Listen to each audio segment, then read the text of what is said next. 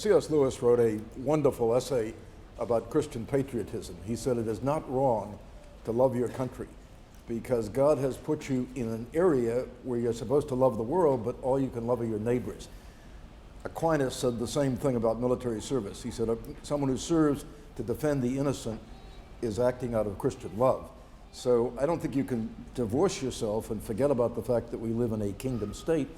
Our job to make it as righteous and as conforming to God's standards as possible, but imperfect though that's going to be. But you can love the Lord your God with all your heart, mind, and soul, and also love your country as a way of loving your neighbor. See, I think this is a real fundamental difference between us. And I don't know where Shane is on this, but you're far left of the rest of us, yes. In your book, you speak a lot about our dual commitments, our dual allegiances to God and to country. And that I don't know where in the New Testament you get that. I can't imagine Jesus or Paul saying such a thing. We have an obligation to, yes, we're commanded, because we have an obligation to our president, Jesus. He tells us to obey the laws of the land as much as possible and to pray for peace. Those are your two engagements. But I don't feel we have any kind of duty towards them to love our country, to defend our country.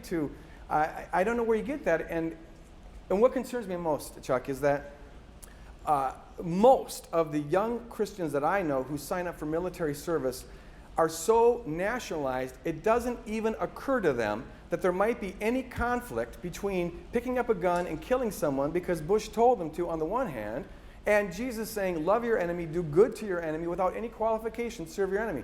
I at least want people to ask the question, but it shows you how blended the Christianity of America has been to nationalism. And my passion is that we've got to show the radicalness of the kingdom first, and then worry about all this other stuff. But if this doesn't get done, there's nothing worth getting done. The New Testament's pretty clear that you render to Caesar what is Caesar's and render to God what is God's. The New Testament's also very clear that you are to respect the authorities because they are appointed by God to wield the sword in order for us to live peaceable lives. So government has a role, biblically, well established by 2,000 years of reflection, that the job of government is to preserve order and to do justice and to restrain evil. Sure. That's the job of government. And so we support that. And a military man, I serve my country proudly and would again.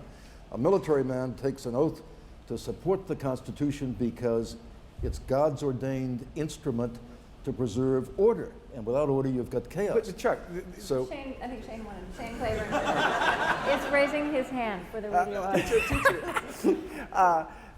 I think that this idea that we're to render unto Caesar what is Caesar's is an interesting one, because Dorothy Day said, once we've given to God what is God's, there's not much left for Caesar. And I think a lot of times we miss the point of what Jesus was doing there, which I think he's spinning everything on its head and calling into question what is Caesar's. Like, Caesar can have his coins, right? Like, Caesar can print a piece of metal with his picture on it, give it back to him. But like, I've made humanity, and that has my image on it. Caesar has no right to that. I think that we see this conflict in Paul's writing, this working through of it, because on the one hand he says we're to respect and submit to the authorities, but then in Ephesians he uses the exact same words and says that we are to wrestle against, not flesh and blood, but the authorities of this dark world that we're living in. And, of course, like, the one that says respect the authorities goes to jail and gets beaten up for subverting the authorities. So I think it's a beautiful dissonance, to dialectic to live in that. And I see in Jesus what John Howard Yoder calls revolutionary subordination. Yes. This idea that we're to submit ourselves to the authorities, but we expose their evil and their darkness by allowing them to throw us in jail. Or Dr. King says so well, you can throw us in jail and we'll still love you. You can threaten to burn down our houses and we'll still love you. You can put your dogs on us and shoot us with your water hoses and we will still love you, but we will wear you down by our love. And I think that's exactly what Jesus does in Colossians. It says that as he died on the cross, he made a public spectacle of the powers and authorities of this world. And that's a beautiful image that I think the greatest theological stunt ever pulled, this resurrection, rising above all of the wrath of empire. And can I just say one thing? point. Okay, quickly. It's a very important with regard to Romans 13 to realize that the chapter divisions weren't in the original, so read it in the light of Romans chapter 12. And there Paul says, never return evil with evil. If your enemy is hungry, give him something to drink, eat. Give the thirsty, give him something to drink. Never exact vengeance. 2 verses later, God uses government to exact vengeance. So God uses government to do good things, they're supposed to anyways, but he expressly forbid us to do that. And therein lies the separation of the kingdom of God and the kingdom of the world.